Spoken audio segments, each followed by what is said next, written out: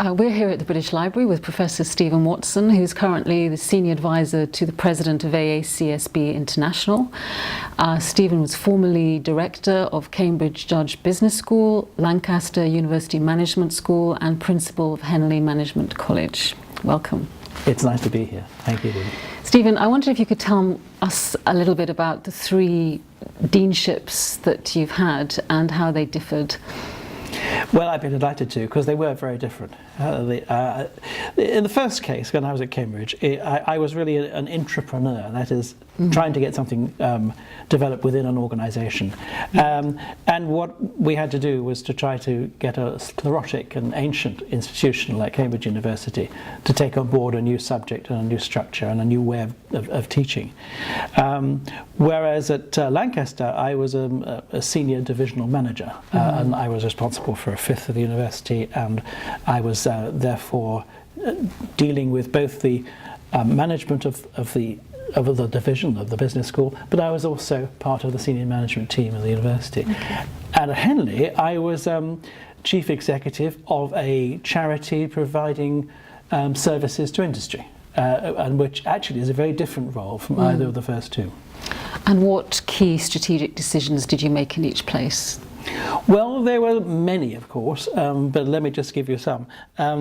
At Cambridge, one of the strategic decisions was how to take us forward. I had been leading a group of people teaching management subjects in the engineering department at Cambridge, right. And we felt there needed to be a separate business school. In fact, a lot of our alumni were very keen on Cambridge having a separate business school.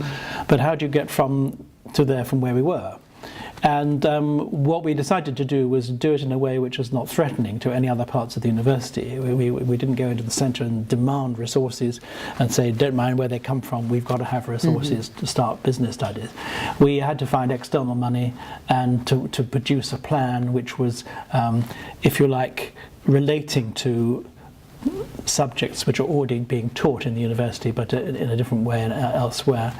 And as a result of that particular way of dealing with it, we were successful in establishing the school in a way which the university might not have done otherwise. Okay. Who knows? Perhaps they would.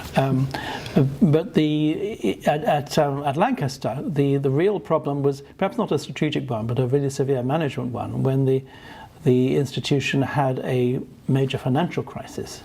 Right. And I had to keep people together in the sense that they wanted to work for the school, even though the university looked as though it was in trouble, in considerable trouble. Yeah. That was a difficult time, but we managed to hold it together. We managed to make sure that only one of our professors left in that time because they thought it was not going to be a good place to be in the future. Then at Henley, it was more dealing with a strategic positioning issue, because Henley had been very, very successful in executive education and also in a distance learning MBA, rather different kinds of management education, it has to be said. Yeah. And there was a tension between the two different kinds of faculty, actually, those who did the face-to-face short courses and those who prepared materials for distance learning MBAs. But in fact, the problem of Henley was that it was increasingly being competed against, and the demand pattern was changing. And what we had to do is to work out how to develop and how to take the institution forward. I had a bit of a disagreement with the trustees, and I felt that we needed to merge with another institution, but they said, no, I'm sure that's not right. So they appointed somebody else who agreed to merge with another institution 3 years later. So. Okay.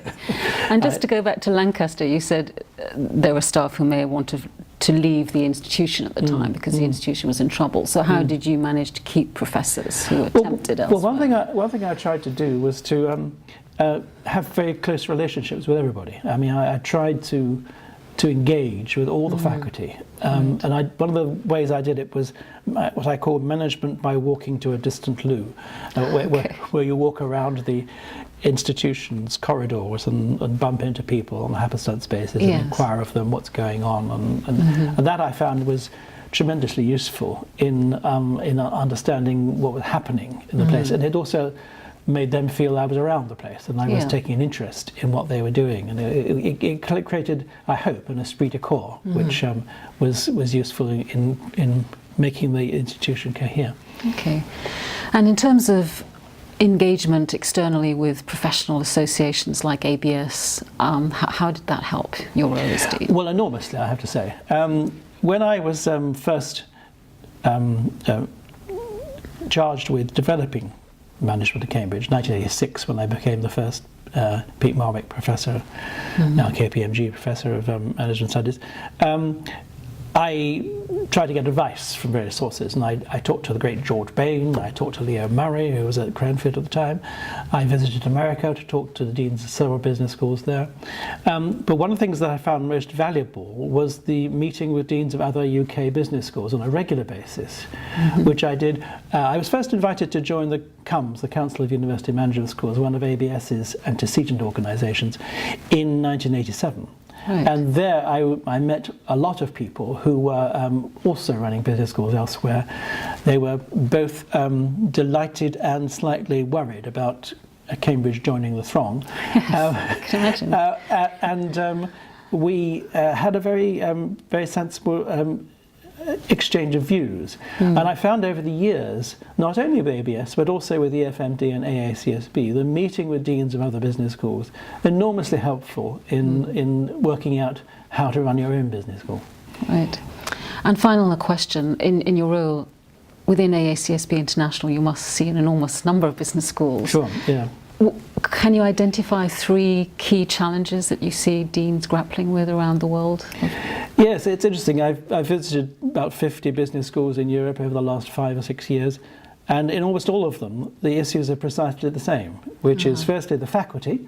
Right. Where do you get the faculty from? How do you keep them?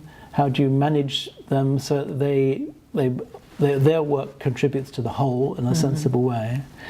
Secondly, the students. Where did the students come from? How do you recruit good students? How do you make sure they're taught properly?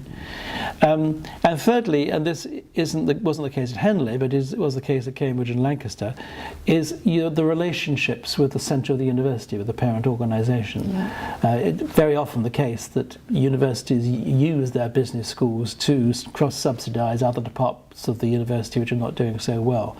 This causes a lot of resentment in the business school itself, and it's something that you have to fight against, which I did at Lancaster, much more perhaps than I did at Cambridge, because at Cambridge at that stage we were small and non-threatening. I think it's different now. Okay, that's great. Thank you. Thank you.